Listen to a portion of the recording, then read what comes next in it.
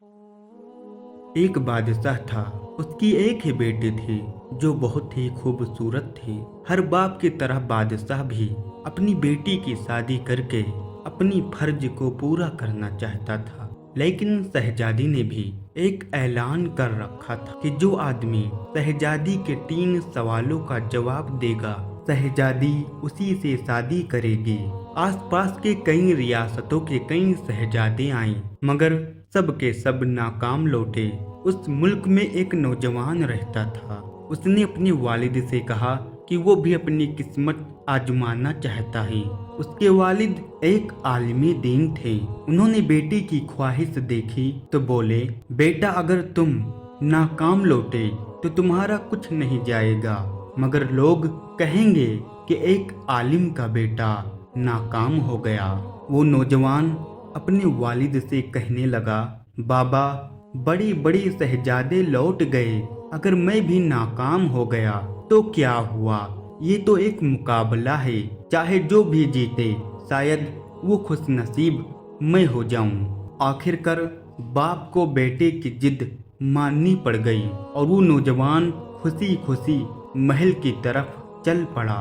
पूरे शहर में ये खबर आग की मानिंद फैल गई। मुकर्रर वक्त पर महल लोगों से खचाखच भरा हुआ था।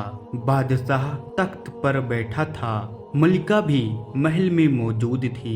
तमाम वजीर, दरबारी और आवाम सब दरबार में मौजूद थे। आखिर शहजादी ने अपना पहला सवाल कर डाला। उसने शहादत की उंगली फजा में बुलंद की। नौजवान कुछ देर खामोश रहा, फिर शहादत वाली उंगली के बराबर वाली उंगली फजा में बुलंद की।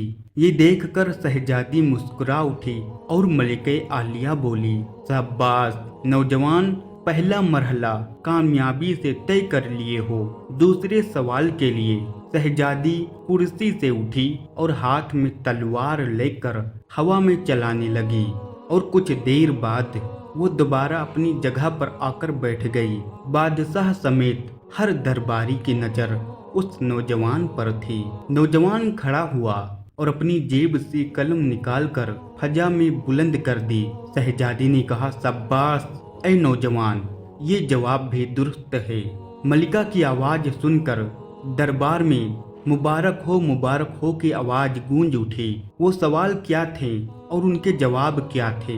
हर कोई इस बारे में सोच रहा था कि शहजादी ने क्या पूछा और नौजवान ने क्या जवाब दिया। लोगों के लिए ये एक राज था। आखिरकार शहजादी ने अपना तीसरा सवाल कर डाला और वो तेजी से सीढ़ियां उतरी और तेजी से दोबारा चढ़ गईं और जाकर अपनी जगह पर बैठ गईं। ये सवाल बड़ा ही अजीबोगरीब था। हर तरफ खामोशी थी और लोगों की सांसें रुकी हुई थीं। आखिरकार वो नौजवान खड़ा हुआ और दिल पर हाथ रखकर शहजादी की तरफ देखने लगा।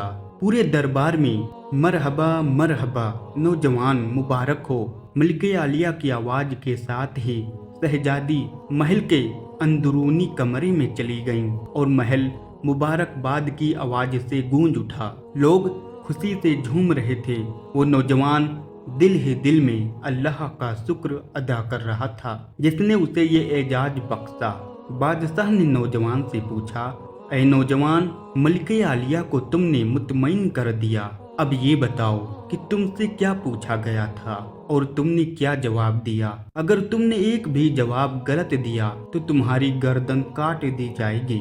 नौजवान ने पूरे एतमाद से जवाब दिया और कहा, बादशाह सलामत। शहजादी ने उंगली खड़ी करके पूछा था कि तुम अल्लाह को एक मानते हो? मैंने दूसरी उंगली खड़ी करके जवाब दिया, अल्लाह और उसके रसूल सल्लल्लाहु अलैहि वसल्लम पर मेरा ईमान है। बहुत खूब, बादशाह ने मुस्कुरा कर कहा।